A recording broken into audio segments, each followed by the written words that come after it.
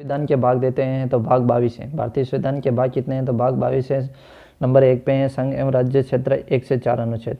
जनता के रूप में अनुच्छेद 2 नागरिकता अधिकार, 4 है नीति निर्देशक तत्व, केंद्र सरकार राज्य सरकार और 7वां समाप्त हो गया। 8वां है केंद्र शासित प्रदेश और 9वां है पंचायती राज और 10वां है जनजाति। यानी कि 9वां है पंचायती राज और 10वां है जनजाति यानी कि संघ एवं राज्य क्षेत्र 1 और नागरिकता 5 से 11, ये तो अनुच्छेद देख लेना। अधिकार 12 से 35 और नीति निर्देशक तत्व 36 से 31 और केंद्र सरकार राज्य सरकार 7वां समाप्त हो गया और केंद्र शासित प्रदेश 9वां पंचायती राज 10वां जनजाति ST SC। और ये ट्रिक याद रखना 11वां से एक पेड़ है वेरी वेरी स्पेशल जिसका नाम है PRA SRH। यानी कि एक पेड़ है वेरी वेरी स्पेशल जिसका नाम है PRA SRH। यानी कि P से केंद्र व राज्य के प्रशासनिक संबंध और V से वित्त और V से व्यापार, सिविल सर्विस और निर्वाचन, पिछड़े वर्गों को संरक्षण, राज्य भाषा, आपातकाल, प्रकीर्णन, उपबंध, संविधान संशोधन, राज्य के विशेष उपबंध और हिंदी का प्राधिकरण 1993-95 और राज्य के विशेष उपबंध अस्थायी। और अब पढ़ते हैं मौलिक या मूल अधिकार। मौलिक अधिकार अनुच्छेद 3 अनुच्छेद 12 से 35 तक ये अमेरिका के संविधान से लिया गया है। यानी कि मूल अधिकार या मौलिक अधिकार कहाँ से लिया गया है तो अमेरिका के संविधान से लिया गया है। अमेरिका के संविधान से लिया गया है। इसे भारतीय संविधान का मेग्ना कार्टा कहते हैं। भारतीय संविधान का मेग्ना कार्टा किसे कहते हैं तो मौलिक अधिकार या मूल अधिकार को भारतीय संविधान का मेग्ना कार्टा कहते हैं। यह इंग्लैंड में 1215 में आया था। यानी कि मूल अधिकार या मौलिक अधिकार इंग्लैंड में कब आया तो इंग्लैंड में 1215 में आया था, जो नागरिकों के अधिकारों से संबंधित था। 12वां क्या है तो राज्य की परिभाषा, 12वां है राज्य की परिभाषा। 13वां है न्यायिक पुनरावलोकन। न्यायिक पुनरावलोकन का अर्थ क्या है तो विधायिका द्वारा बनाया गया कानून उसकी जांच न्यायिक पुनरावलोकन कहलाता है। यानी कि न्यायिक पुनरावलोकन क्या कहलाता है तो न्यायिक पुनरावलोकन अनुच्छेद 13 में है।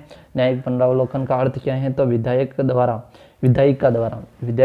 बनाया गया कानून उसकी जांच विधायिका द्वारा बनाया गया कानून उसकी जांच न्यायिक पुनरावलोकन कहलाता है। विधायिका द्वारा बनाया गया कानून उसकी जांच न्यायिक पुनरावलोकन कहलाता है। विधायिका द्वारा बनाया गया कानून उसकी जांच न्यायिक पुनरावलोकन कहलाता है।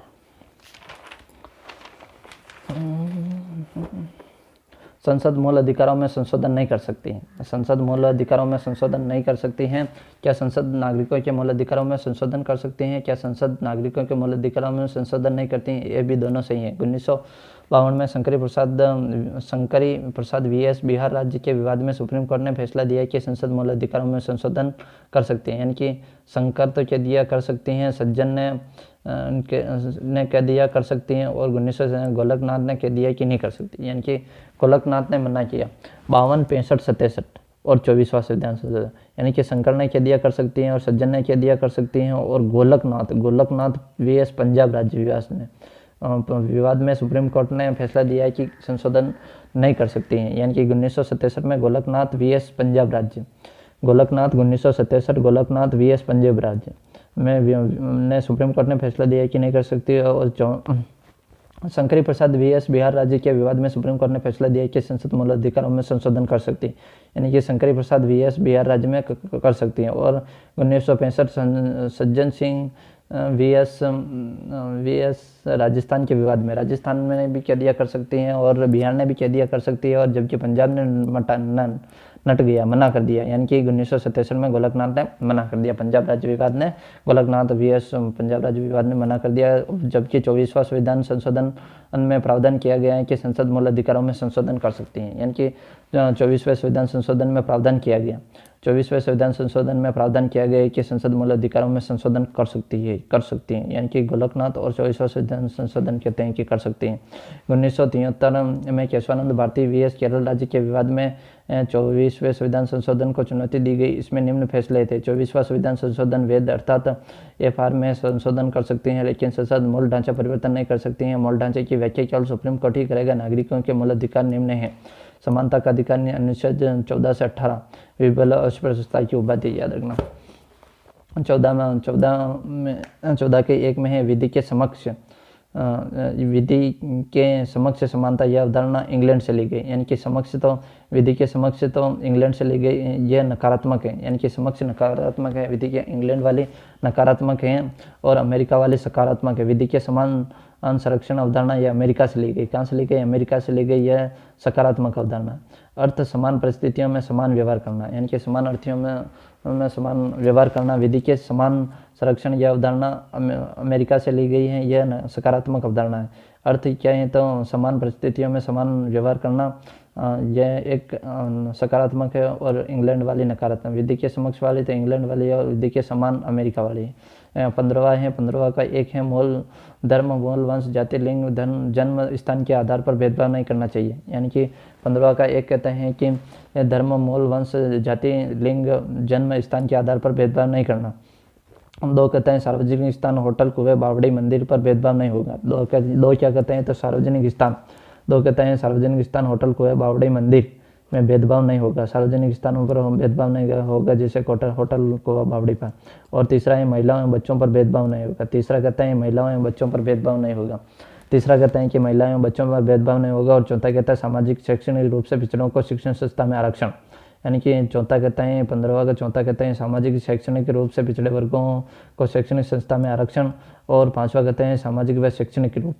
और छठा कहते हैं सामान्य वर्ग को शैक्षणिक संस्था में आरक्षण। 103वां संविधान संशोधन 2019 द्वारा जोड़ा गया। यह छठा, सामान्य वर्ग को शिक्षण संस्था में आरक्षण, यानी कि सामान्य वर्ग को शिक्षण संस्था में आरक्षण। लिंग, जाति, धर्म, वंश इत्यादि के आधार पर सरकारी सेवाओं में भेदभाव नहीं होगा। यह अनुच्छेद 16 कहते हैं, यानी कि सरकारी सेवाएं आ जाए तो अनुच्छेद 16। और सामाजिक एवं शैक्षणिक रूप से पिछड़े वर्गों को शिक्षण संस्था में शिक्षण संस्था में आरक्षित का प्रावधान अनुच्छेद 15 कहते हैं। और सरकारी जहाँ पर आ जाए वहाँ पर 16 आ जाएगा।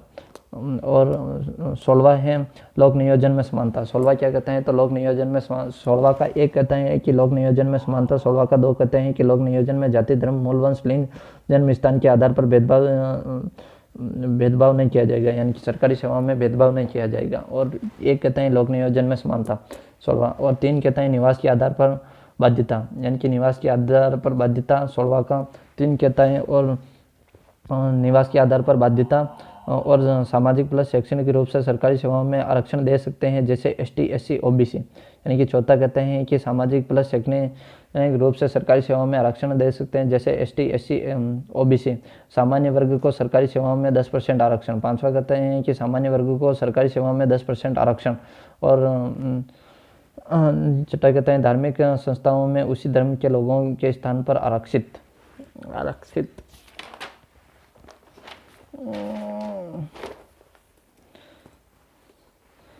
ये याद रखना, शिक्षण संस्थाएं आ जाए वहाँ 15 और सरकारी आ जाए 16।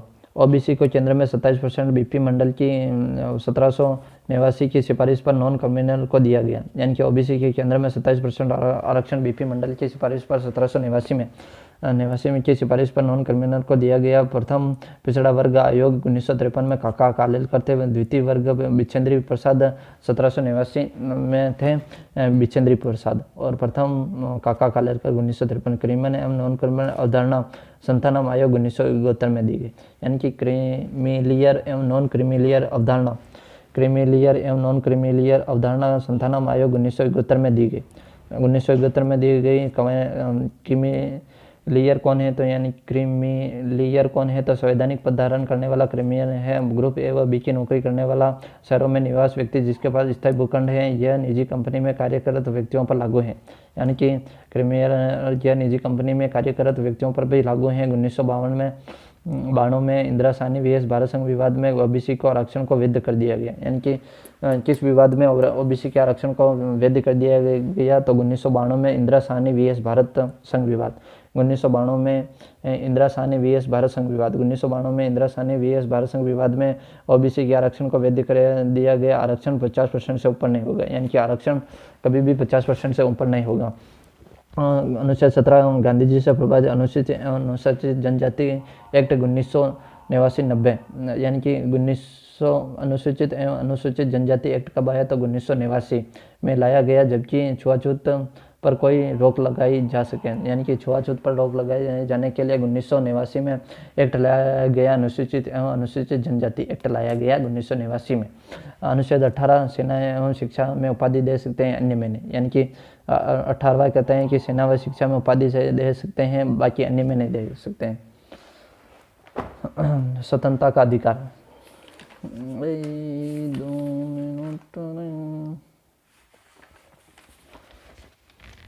स्वतंत्रता का अधिकार 1922 क्या है तो स्वतंत्रता का अधिकार 1922 कहते हैं अभिव्यक्ति की स्वतंत्रता, बोलने की स्वतंत्रता, पुतला जलाने की स्वतंत्रता, सूचना का अधिकार और सभा संगठन चारों ओर भ्रमण। दूसरा कहता है सभा संगठन, यानी कि बोलने की स्वतंत्रता, उसके बाद सभा, फिर संगठन, चारों ओर भ्रमण, भारतीयों में बस निवास करने की स्वतंत्रता, चारों ओर भ्रमण करने के बाद निवास और संपत्ति के अधिकार, जो कि 44वें संविधान संशोधन 1948 द्वारा हटा दिया गया, यानी कि हटा दिया गया संपत्ति के अधिकार को। संपत्ति के अधिकार को छठे को हटा दिया गया। संपत्ति का अधिकार 44वें संविधान संशोधन 1978 द्वारा हटा दिया गया। व्यवसाय की, 7वां है व्यवसाय की। इन सभी स्वतंत्रता को देश की एकता एवं अखंडता के आधार पर मर्यादित किया गया, यानी कि पहला है अभिव्यक्ति, दूसरा है सभा, संगठित, चारों ओर भ्रमण, भारत में बस निवास करने और संपत्ति का आधार 44वां संविधान संशोधन और व्यवसाय की इन सभी स्वतंत्रता को देश की अखंडता में मर्यादित किया गया। 20वां है डबल जीरो पार्टी, दोहरा निषेध, एक व्यक्ति को एक अपराध के लिए 2 बार सजा नहीं दे सकते हैं, किसी भी व्यक्ति को स्वयं के विरुद्ध साक्ष्य एकत्रित करने के लिए नहीं कह सकते हैं। 21वां है जीवन का अधिकार। 21वां क्या है तो जीवन का अधिकार, कानून के द्वारा स्थापित प्रक्रिया के अलावा किसी भी व्यक्ति को उसके जीवन से वंचित नहीं कर सकते हैं। अनुच्छेद 21A कहते हैं कि 6 से 14 वर्ष के बालकों को शिक्षा का अधिकार 26वां संविधान संशोधन 2000 द्वारा जोड़ा गया है। कि ये कहता है कि 6 से 14 के बालकों को शिक्षा का अधिकार 26वां संविधान संशोधन 2002 द्वारा जोड़ा गया। जिनों में प्रचलित संतारा पद्धति अनुच्छेद 21 का उदाहरण है, यानी कि जिनों में प्रचलित संतारा पद्धति किसका उदाहरण है तो अनुच्छेद 21 का। और 22वां है गिरफ्तारी से संबंधित, किसी भी व्यक्ति को गिरफ्तार करने से पहले 24 घंटे के भीतर न्यायालय में ले जाना जरूरी है। गिरफ्तारी का कारण भी बताना जरूरी है। गिरफ्तारी का कारण भी बताना जरूरी है।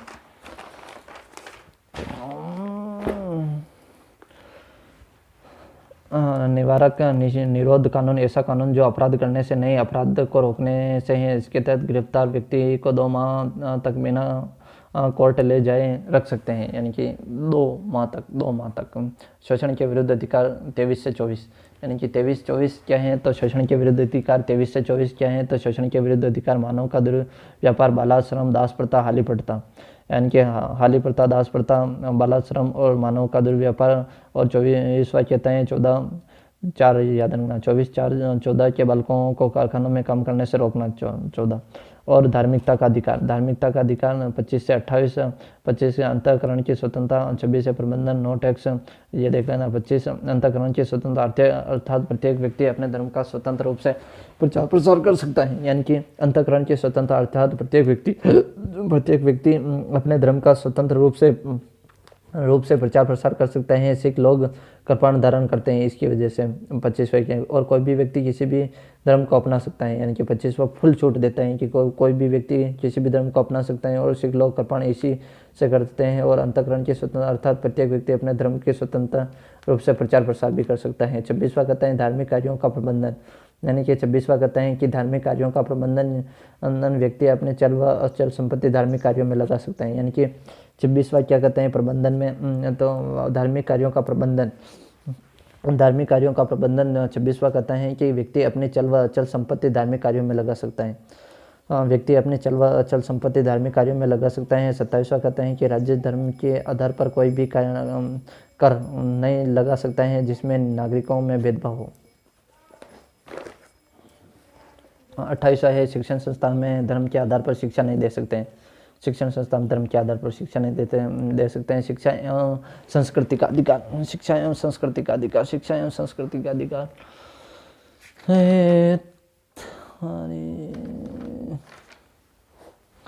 शिक्षा एवं संस्कृति का अधिकार। अनुच्छेद 29 भारत के प्रत्येक नागरिक को अपनी भाषा, लिपि एवं संस्कृति को सुरक्षित रखने का अधिकार है। अनुच्छेद 30 कहता है अल्पसंख्यकों को अपनी भाषा एवं धर्म के आधार पर शिक्षण संस्था में शुरू करने का अधिकार है, जैसे मुस्लिम मदरसे। अनुच्छेद 30 का उदाहरण है भारतीय संविधान में अल्पसंख्यकों के लिए कुछ विशेष अधिकार प्राप्त हैं। 29 और 30 भारतीय संविधान में अल्पसंख्यक का उल्लेख नहीं है। भारतीय संविधान में अल्पसंख्यक का उल्लेख नहीं है। सूचना का अधिकार भारतीय संविधान में उल्लेखित नहीं है, लेकिन अनुच्छेद 19A का भाग माना जाता है। संवैधानिक उपचारों का अधिकार है 32, यानी कि 32वां क्या है तो संवैधानिक उपचारों के अधिकार में 32वां आता है। संवैधानिक उपचारों के अधिकार में 32वां आता है। 32वां क्या कहता है तो इसमें अधिकार नहीं है, इसमें अधिकारों की सुरक्षा की व्याख्याएं। अधिकारों की सुरक्षा की व्याख्याएं इसमें सुप्रीम कोर्ट के द्वारा 5 लेख हैं। अधिकारों की सुरक्षा की व्याख्या संवैधानिक उपचारों का अधिकार में है, अनुच्छेद 32 में है। इसमें सुप्रीम कोर्ट के द्वारा 5 लेख जारी करता है। बंदी, प्रतिक्षण, परमादेश, प्रतिषेध, उत्प्रेषण, अधिकार परीक्षा। बंदी प्रतिषेध किसी भी व्यक्ति को गिरफ्तार कर सकता है, लेकिन 24 घंटों के भीतर उसे न्यायालय में ले जाना अनिवार्य है। यह व्यक्तिगत स्वतंत्रता है। बंदी प्रत्यक्षण व्यक्तिगत स्वतंत्रता है। परमादेश, जब कोई भी संस्था या व्यक्ति कार्य नहीं कर रहा है तो उसे कार्य कराने के लिए किया गया लेख, यानी कि परमादेश, कोई काम नहीं करेगा। प्रतिषेध, मना करना। प्रतिषेध का अर्थ है मना करना। यह सुनवाई के दौरान कोर्ट टू कोर्ट हो देती है, जब कोई न्यायालय अपने अधिकार क्षेत्र से बाहर जाकर मामले की सुनवाई करता है, यानी कि अधिकार क्षेत्र से बाहर जाने की सुनवाई करता है तो प्रतिषेध लगता है, यानी कि मना कर देता है। अधिकार परीक्षा, जब किसी व्यक्ति को गलत नियुक्ति, यानी कि अधिकार परीक्षा किसे कहते हैं, जब किसी व्यक्ति को गलत नियुक्ति या पदोन्नति के आदेश जारी किया जाता है तो उसे अवैध करने के लिए जो आदेश जारी किया जाए, यानी कि गलत। उत्प्रेषण, सुप्रीम कोर्ट सूचना विवाद मुकदमा, यानी विवाद मुकदमा की सूचना सुप्रीम कोर्ट मंगवाता है, यह सुनवाई के बाद में जारी किया जाए। उत्प्रेषण सुनवाई के बाद जारी किया जाता है जब किसी विवाद या मुकदमा से संबंधित सुनना या अपने पास बुलाना। नागरिकों के अधिकारों हेतु जारी लेख में सर्वोच्च है हाई कोर्ट है। हाई कोर्ट क्योंकि सुप्रीम कोर्ट में यह लेख अनुच्छेद 32 में जारी करता है, जबकि हाई कोर्ट 226 में इन 5 लेखों को अलावा एक अन्य लेख जारी करता है। इसलिए इस लेख जारी करने के लिए सुप्रीम कोर्ट से अधिक शक्तिशाली हाई कोर्ट है। अन्य लेख कौन सा है तो इंजेक्शन का अर्थ है अंतिम राहत। हाई कोर्ट अनुच्छेद 256 में जारी करता है इंजेक्शन।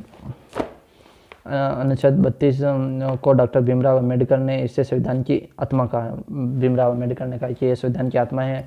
अनुच्छेद 33 इसमें नागरिकों के अधिकारों का उपांतरण है। उपांतरण यानी कि अनुच्छेद 32 क्या कहता है तो अनुच्छेद 32 कहता है कि अनुच्छेद 33 कहता है कि इसमें नागरिकों के अधिकारियों का उपांतरण, ये ऐसे लिखा जाते हैं और 33 भी ऐसे ही, तो इसलिए याद रखना नागरिकों के अधिकार का उपांतरण, जैसे सैन्य विधि। और 34 है सैनिक छावनियों में नागरिकों के मूल अधिकार प्रतिबंध, यानी कि सैनिक छावनियों में नागरिकों के मूल अधिकार प्रतिबंध अनुच्छेद 34 कहता है। अनुच्छेद 34 क्या कहता है तो सैनिक छावनियों में नागरिकों के मूल अधिकार प्रतिबंध अनुच्छेद 34 कहता है कि सैनिक छावनियों में नागरिकों के मूल अधिकार प्रतिबंध अनुच्छेद 34 कहता है। अनुच्छेद 35 कहता है 35 एक जम्मू कश्मीर की नागरिकता से संबंधित है। जम्मू कश्मीर की नागरिकता से संबंधित कौन सा है अनुच्छेद है तो अनुच्छेद 35 जम्मू कश्मीर की नागरिकता से संबंधित है। जम्मू कश्मीर की नागरिकता से संबंधित।